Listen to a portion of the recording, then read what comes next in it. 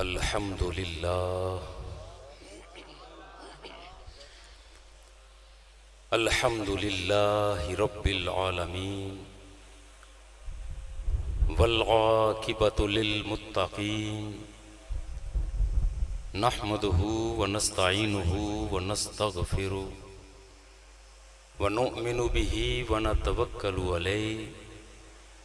ونشهد ان لا الہ الا اللہ وحدہ لا شریک لہ ازلی ابدی دہری دینوی ولا اول لہ ولا آخر لہ ونشهد ان محمدا عبدہ ورسولہ والصلاة والسلام علی سید الانبیاء والمرسلین صاحب قاب قوسین جد الحسن والحسین سیدنا و مولانا غوثنا و غیاثنا و مغیثنا عیننا و عوننا و عیاننا مطلوبنا و مقصودنا و مسحوبنا ملجانا و مأوانا ابی القاسم محمد ابن عبد اللہ وعلی آلہ الطیبین الطاہرین المطاہرین والشاہدین المشاہدین الشاکرین والسلام علی اصحابہ الاجمعین اما بعد فاعوذ باللہ من الشیطان الرجیم بسم اللہ الرحمن الرحیم قال اللہ تعالی فی القرآن المجید والفرقان الحمید انا نحن نزلنا الذکر وانا لہ لحافظون صدق اللہ العظیم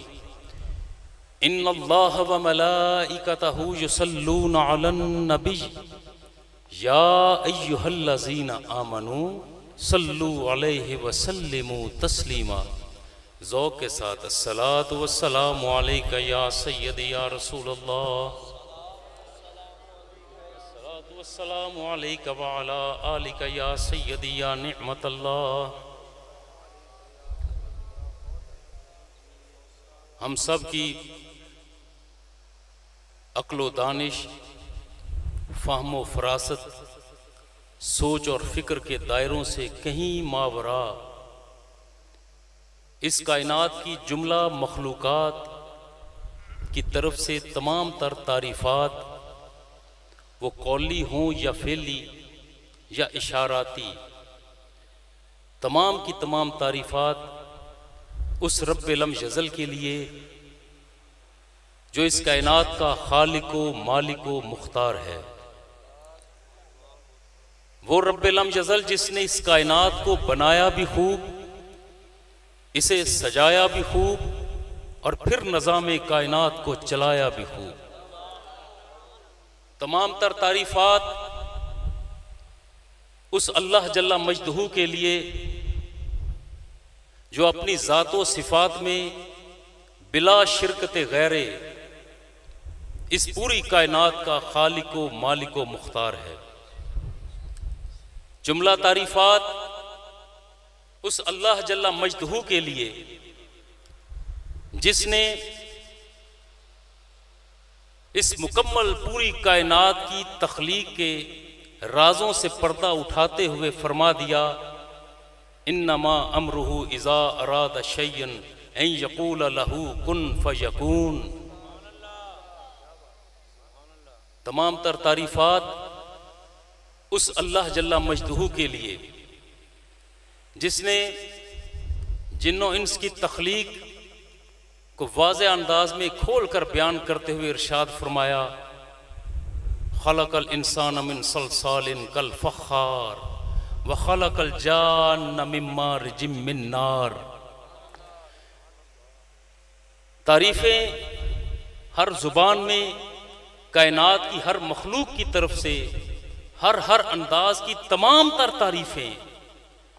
اس اللہ جل مجدہ کے لیے جس نے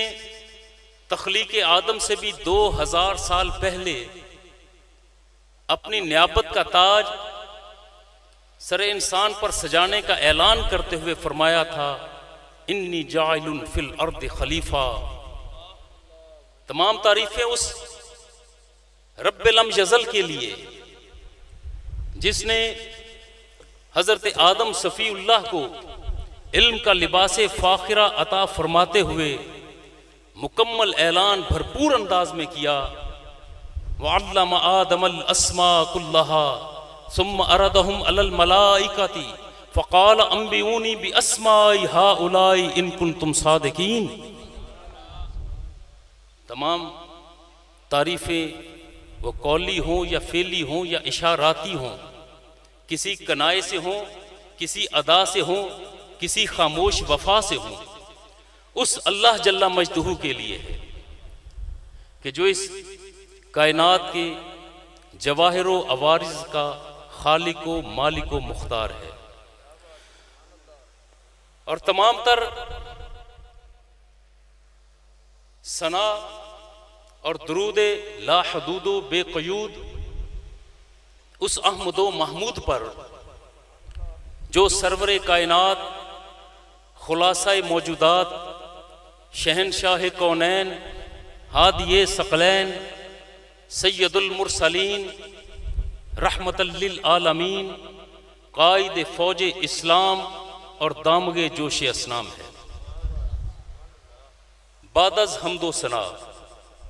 اللہ جل مجدہ سے یہ دعا ہے کہ ہم سب کی حاضری کو اپنی بارگاہ میں قبول و منظور فرمائے۔ اللہ رب العزت ہماری سوچ اور فکر کی ارتعاش کو جانتا ہے، دلوں کی دھڑکن اور ان دھڑکنوں میں سمائے ہوئے خواہشات، تمناؤں اور دعاؤں کو جاننے والا، پہچاننے والا اور پورا کرنے والا بھی ہے، اور رب کی بارگاہ میں دعا ہے کہ بوسیلہ مصطفیٰ صلی اللہ علیہ وبارک وسلم حاضرین محفل کی تمام نیک تمناؤں کو، التجاؤں کو، دعاؤں کو ان کے حق میں کرتے ہوئے اللہ رب العزت قبول و منظور فرمائے۔ سب سے پہلے تو آپ تمام احباب، دوست، بھائی، بیٹے، بیٹیاں یہاں پر جتنے بھی موجود ہیں یقینی طور پر مبارکباد کے مستحق ہیں کہ عظمت قرآن کانفرنس میں آپ اپنے گھروں کے نرم بستر چھوڑ کر اس مقام پر موجود ہیں۔ اللہ رب العزت آپ کی ان محبتوں کو، آپ کے پیار کو، آپ کے کردار کو، آپ کی وفاؤں کو، آپ کی اداؤں کو اپنی بارگاہ میں قبول و منظور فرمائے۔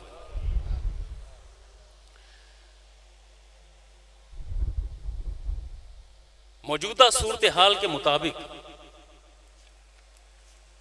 جو موضوع ترتیب دیا گیا، یہ سلسلہ صدیوں سے ایک چلا رہا ہے۔ عظمت قرآن اور تحفیظ قرآن، یہ موضوع انسان کا ترتیب دیا ہوا نہیں ہے، کیونکہ قرآن کی تحفیظ اور لوگوں کے دلوں میں قرآن کی عظمت کو بٹھانا، یہ کام اللہ رب العزت نے اپنے ذمہ لیا ہے۔ کیا معاملات ہیں، کون سے وجوہات ہیں کہ جب سے یہ قرآن مقدس انسانی معاشرت میں ایک تبدیلی لے کر آیا اور مسلسل لاتا ہی جا رہا ہے، زمین پر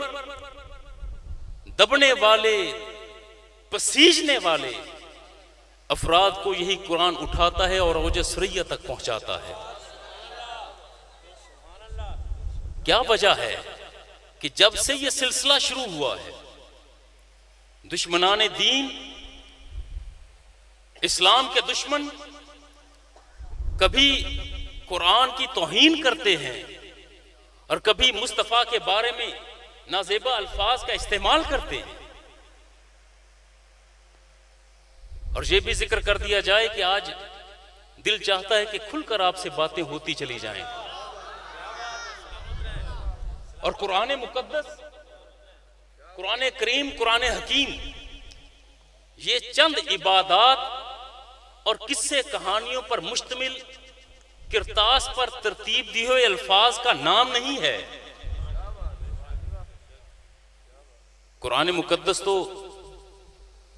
انسانی زندگی کے ساتھ جڑے ہوئے تمام پہلوؤں کا بھرپور انداز میں احاطہ کرتا ہے۔ انسانی زندگی سے متعلق کوئی ایک شعبہ بھی ایسا نہیں جس پر قرآن خاموش ہوا ہو، وہ ہماری معاشرت ہو یا ہماری معیشت ہو، ہمارے خانگی معاملات ہوں یا ہمارا نظام سیاست ہو، ہمارے بدنی ضروریات ہوں یا روحانی معاملات کی ترتیب ہو، کوئی ایک پہلو بھی نہیں ہے کہ جہاں پر سکوت ہوا ہو۔ یہ وجہ ہے کہ قرآن مقدس کے حوالہ سے دشمنان دین کسی نہ کسی حوالہ سے مختلف اوقات میں دریدہ دہنی بھی کرتے ہیں اور بد عملی بھی کرتے ہیں۔ بھئی اس کے جواب میں ان کے پاس ہے کیا؟ جب کوئی دلیل